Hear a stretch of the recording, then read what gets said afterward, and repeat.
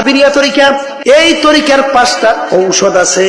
তোমরা কিছুদিন ঠিক মতো ঔষধ পালন করে দেখো, দেখবা তোমার আমার আগে নামাজ ভালো লাগতো না, এখন আজান দিলে আল্লাহর ফজল করবে, নামাজ পড়ার জন্য পাগল হইয়া যায়।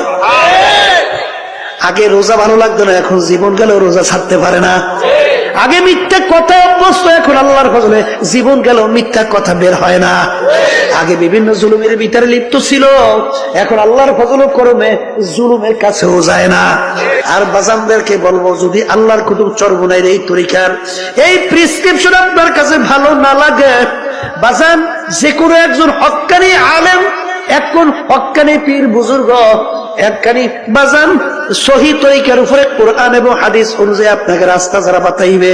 আমাদের উদ্দেশ্য হইল কলবের রোগ সাইরা, চোখে পানি নিয়ে আল্লাহর হুকুম নবীর তরিকা অনুযায়ী চইলা, তারপর কলবকে স্বচ্ছ করে মাওলার দরবারে হাজির হওয়া।